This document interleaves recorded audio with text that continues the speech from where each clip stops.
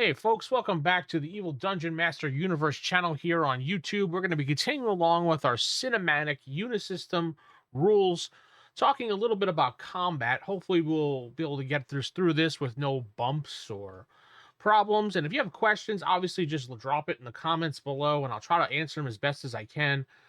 I got a whole thing planned here for us, so let's go over that and talk about combat. Now, combat starts on page 87 of the Army of Darkness book. And this combat is similar to Buffy the Vampire Slayer or Angel, and it's the same thing. Same cinematic universe, same cinematic system, pretty much. You turn to page 87, and PDF is just off by a couple. It starts with combat right away on here, page 87. So combat unfolds in turns. Each turn represents a brief period, about 5 seconds, and encompasses 3 stages. And intentions, which I always don't, we'll talk about in a minute. Intentions, initiative, and actions. A character can generally attack and defend on their turn once without any penalties. Now, if you want to do it more than once, then there's a little chart you can look at and you can get penalties on this or that. But when you first start combat, there is an intentions round. Players declare their intentions, outlining their actions, what they want to do, telling the GM who they're going to attack. This is some things that they do. Like, I want to attack that creature with my boomstick. I want to punch him in the face or something like that. Being real here, I always skip intentions. That's an old mechanic from way back when.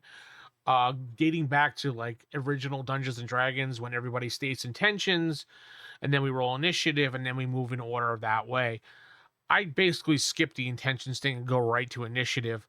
Now, initiative, they tell you in the book, is kind of common sense. And if you follow this method, how they do it, intentions, initiative, the book will tell you to use the same similar system that like Dungeons and Dragons would use in the old school. Spells or mental psychic powers first, range attacks, and then melee attacks.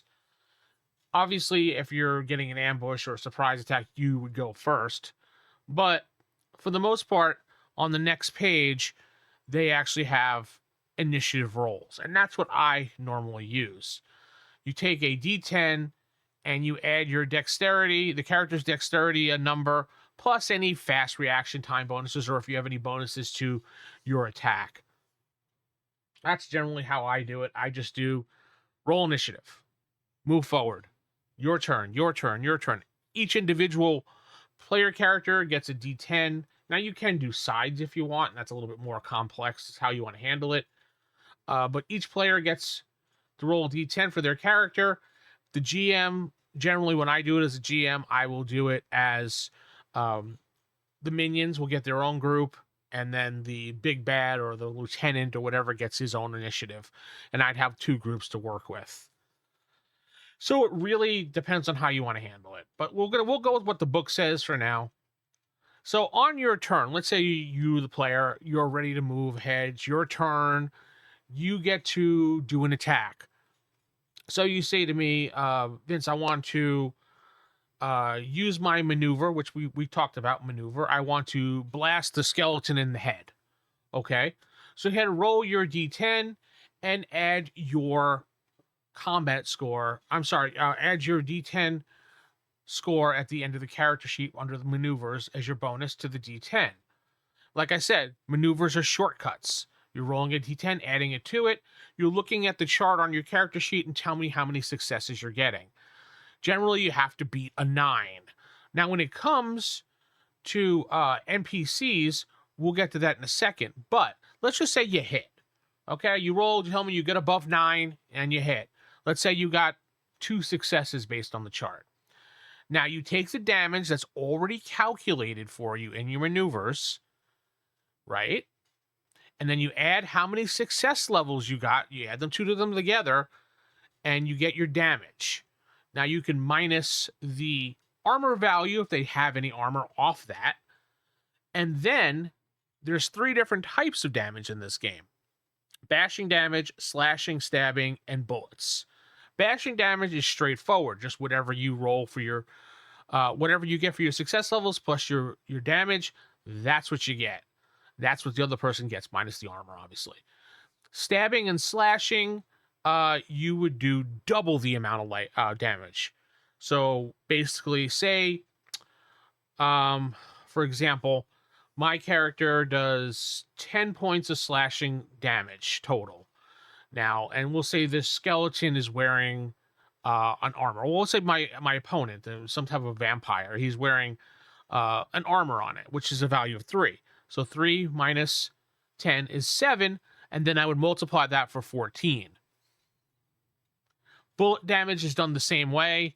It's multiplied as well.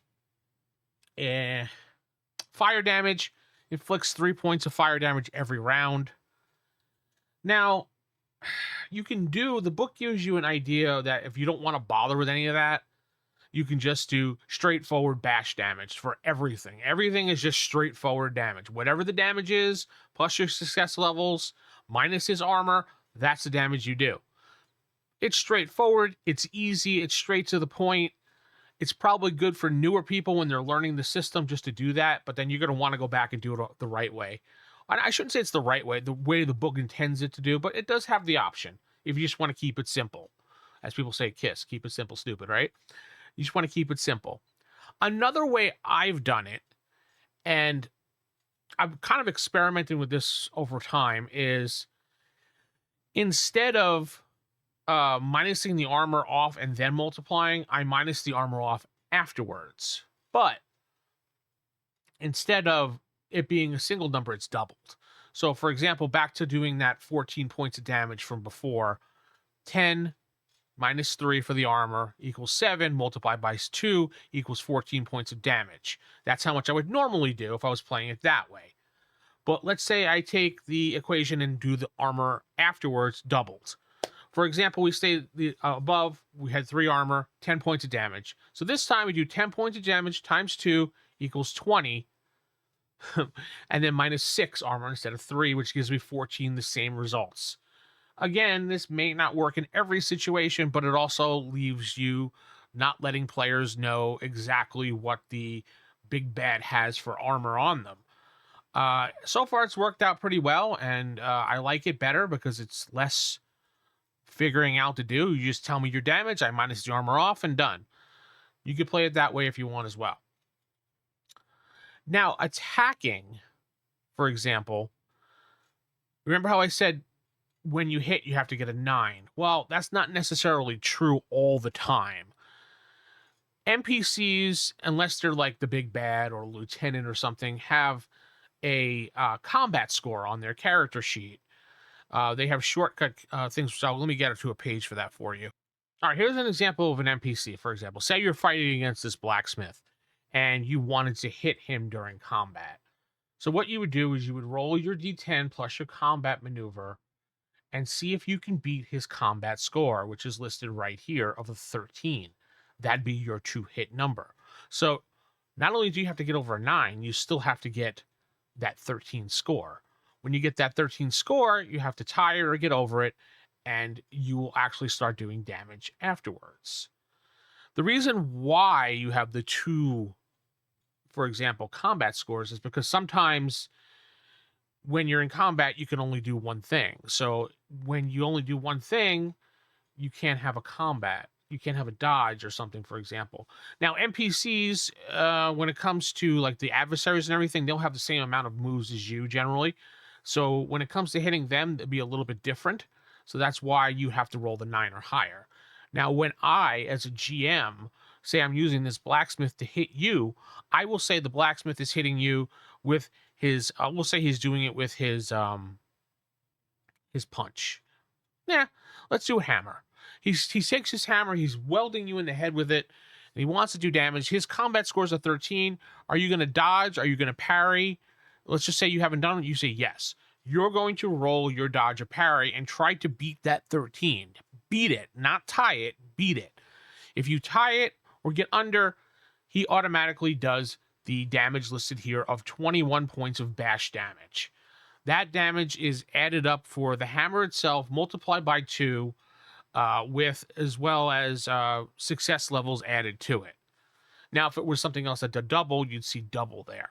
So again, a GM doesn't have to roll when it comes to combat. They get to just, I attack with this, I do this. He decides to do this. He's going to dodge, things like that. So the GM has a little bit more leeway when it comes to not having to roll. And some GMs do like that. Some hate it. So you could, if you wanted to, restat the NPC monsters so that you can roll for everything. I wouldn't suggest it because it's not built that way, but if that's how you want to play, then by all means, play how you want to play. So the damage obviously works the same way, but one last thing I wanted to talk about. Let's just say you were being attacked by a bunch of vampires, and you're surrounded, and you used your attack to get them. Now it's their turn. Let's say there's two of them. So the first vampire attacks you, you decide you're gonna parry it to get out of the way, or dodge it, depending what the situation is. We'll say parry because that counts the same thing as dodge. You parry it, you boom, you successfully do it. Now it's the other vampire's turn. Since you already used up your dodge attack, your dodge attack score now is 0. So whatever his score is he hits automatically. There's obviously his combat score is a 13. Here, this guy right here, we'll use him as an example as a vampire. He would hit. All you would have to do is just compare the number to your 0, and it's a hit. As long as it's a 9 or higher, he hits. Obviously, I wouldn't make any of these people lower than 9 because that would mean they would automatically miss every single time. But you can take multiple attacks. You can take multiple turns. It'll give you -2 every time you do something. I would probably let players, if they're being outnumbered, take another dodge attack or parry attack, but then the next turn they would be at -2. That's the only way I can think that you can get ahead of the game. You'd be at -2 when you roll it. Next round, you'd be at -2 as well. Those are ways you can take it, and that's how combat is basically done. It's turn-based. You can keep rolling initiative if you want every turn, or you can just keep it as is and everybody uses their initiative. Moving, well, that's going to be a different story. I just usually don't really worry about that. This is a cinematic universe. They don't really count movement as far as too detailed. If it sounds reasonable, just move. And usually if you're in a combat situation where you have two sides facing off, you're really not that far apart. So you should be able to get up there and get a good whack and move forward. Tell me what you think. Next time, I think I'm going to cover creating minions for you and new evil bad guys or something, just so you get an idea how that works as well. I'm going to head out. Keep it original, keep it old school. Good night. God bless. Don't forget, no drama, no clickbait, all gaming here on this channel. Don't forget, you could support this channel for 99 cents a month and get members only fireside chat every Friday night. You also get a nice badge displayed there as well, and it helps support helps support this channel. Thanks everybody. Good night.